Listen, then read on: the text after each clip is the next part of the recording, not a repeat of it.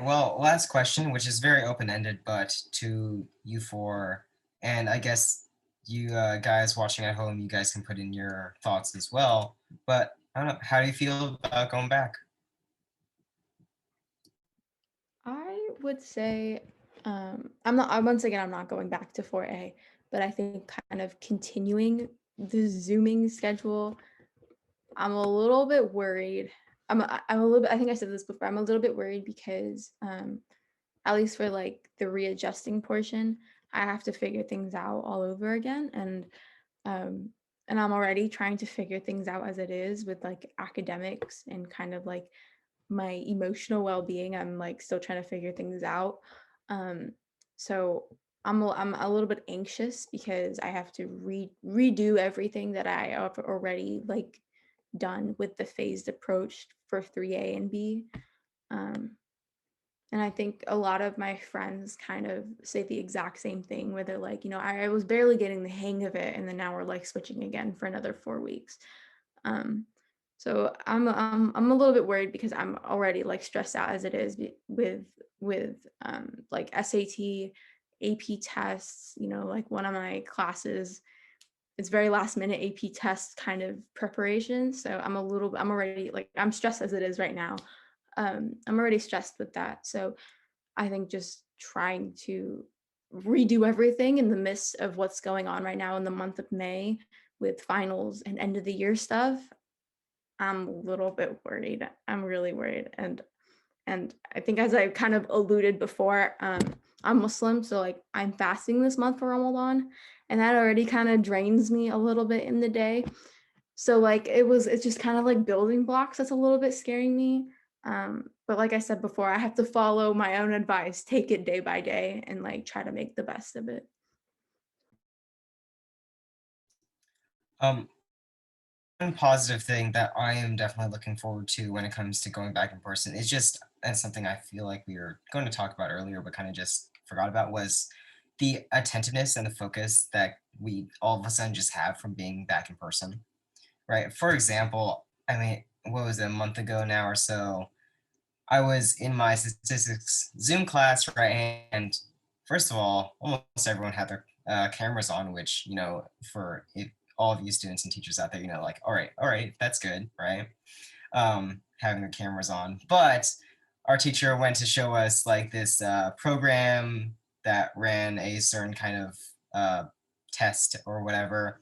And as soon as you opened it up and presented, everyone just stopped paying attention. And I could totally tell, not because the cameras were off, but that because all of my classmates' eyes were looking anywhere but the screen.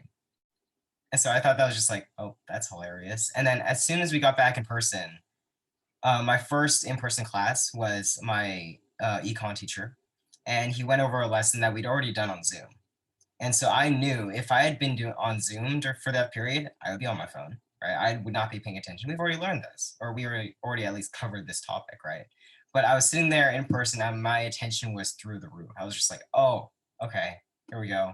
I get this now, right? It's just like, and then that's how it kind of works for all the other classes now too. So I think that's one major positive from coming back in person.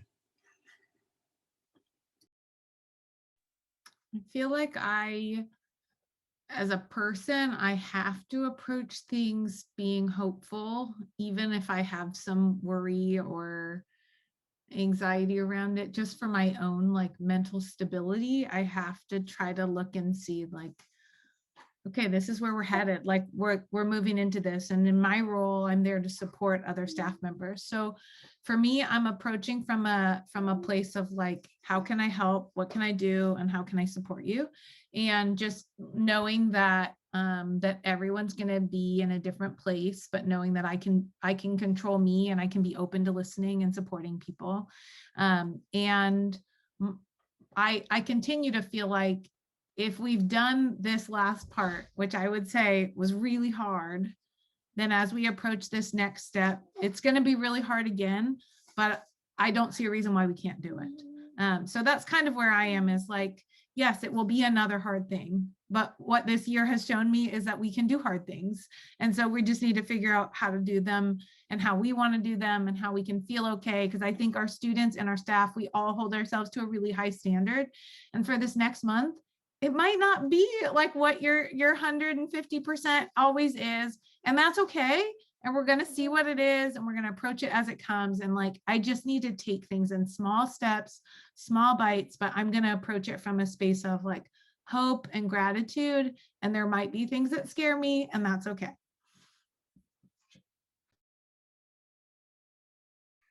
Yeah, that's similar to my hope for going back, is that just we'll be around other people that are going through similar struggles. And it's really hard to struggle all by yourself all the time.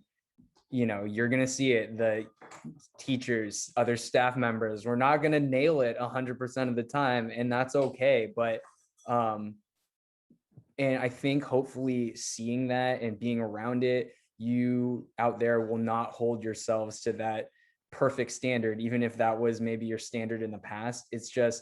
It's an exhausting standard, and it's not realistic. Unfortunately, we'd all love to be perfect, but you know, if everything is just perfect all the time, you really don't have a great avenue to learn and grow. And you know, at school and as educators, that's what we hope for you guys every day. Conversely, I always hope too that all of the educators out there are, you know, practicing what they preach and learning and growing and changing themselves. And I hope that by being back on campus, you out there, students, are able to see that your teachers are doing that too, and hopefully you guys feel empowered to also do that. So that's my hope.